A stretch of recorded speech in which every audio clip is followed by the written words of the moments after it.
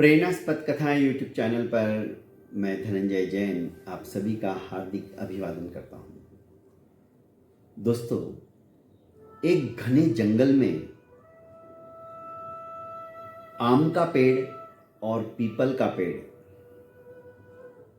दोनों लहलहा रहे थे। पीपल का पेड़ जिसने काफी परिधि को घेर रखा था, उसकी जड़ें भी बहुत गहरी फैल चुकी थी। उसी जंगल में मधुमक्खी का एक झुंड निवास स्थान खोजने के लिए आ चुका था। पीपल के पेड़ की घनी सघनता को देखते हुए रानी मक्खी पीपल के पेड़ के पास आई और कहने लगी, पीपल भैया, क्या आपके एक छोटी सी टहनी के ऊपर मैं अपने परिवार वालों के साथ में अपना एक छत्ता बना लूं? पीपल को कोई अपनी जिंदगी के अंदर दखलंदाजी दे बिल्कुल पसंद नहीं था, अहंकारी था। उसने कहा, ओए रानी मक्खी, कहीं दूसरी जगह ढूंढ ले, मेरे यहां पे तुम्हारे लिए कोई जगह नहीं है, यहां कोई छत्ता वत्ता नहीं बनाना। आम के पेड़ ने जब सुना तो उसने कहा कि पीपल भैया, बनाने दो ना, तुम्हारी सघन छाया के अंदर और गहनता के अंदर ये बहुत सुरक्षित रहेगी।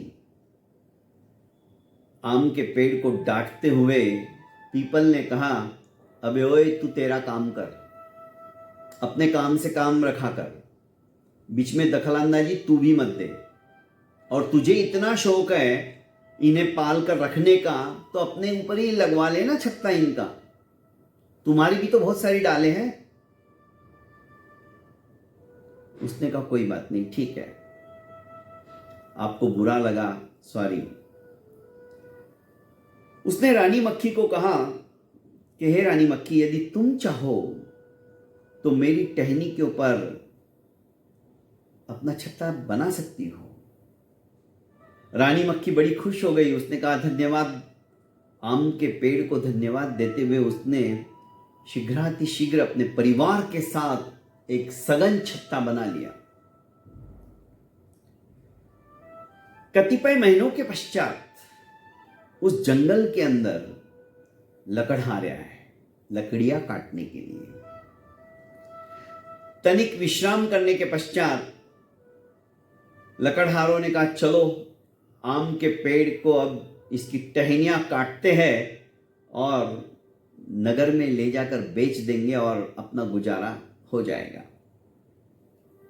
जैसे वे अपने औजार, कुल्हाड़ी वगैरह आम के पेड़ के पास लेकर पहुंचे, अचानक एक लकड़हारे का ध्यान मधुमक्खियों के छत्ते पर चला गया। उसने कहा, भाइयों रुको, आम के पेड़ को काटना आसान नहीं है। यदि हमने इसको हिलाया, काटा भी, तो मधुमक्खियां उड़ जाएगी और वे उड़ी तो हमारी खैर नहीं,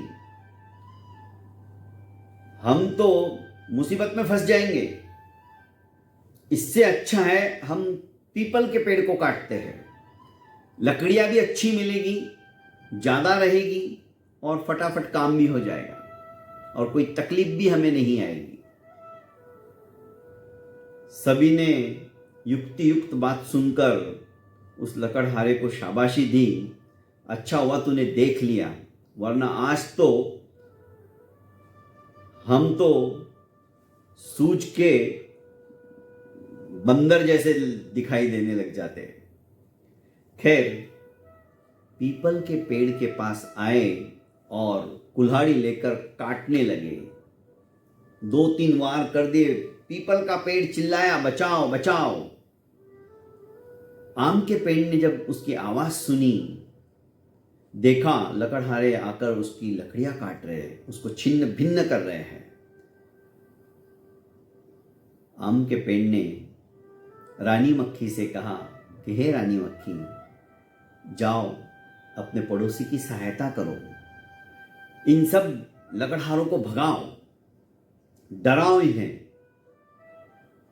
और जो बचाओ बचाओ कह रहा है उसकी सहायता करो, सहयोग दो।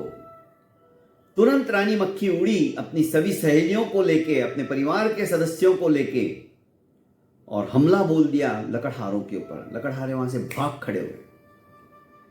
पीपल के पेड़ ने हाथ जोड़कर रानी मक्खी से वो बात याद करके क्षमा याचना की कि मुझे माफ कर दो, मैंने आपको पहचाना नहीं था। रानी मक्खी ने कहा, हमसे क्षमा याचना और हमें धन्यवाद देने की जरूरत नहीं है। आपको धन्यवाद देना ही है तो आम के पेड़ को दीजिए। उन्होंने ही हमें कहा कि जो बर्ताव पीपल ने तुम्हारे साथ किया तुम उनके साथ मत करो। मैं उनके कहने से इनके ऊपर हमला करने आई हूं, और उन्होंने नसीहत दी, यदि कोई अपने साथ बुरा व्यवहार करता है हम भी उसके साथ बुरा व्यवहार करेंगे तो हमारे और उसके अंदर फर्क क्या रहा।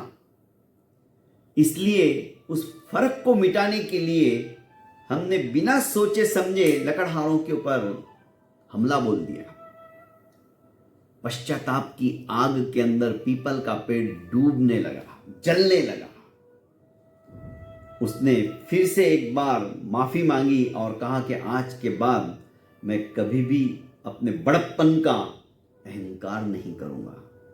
उसका अहंकार चूर चूर हो गया था।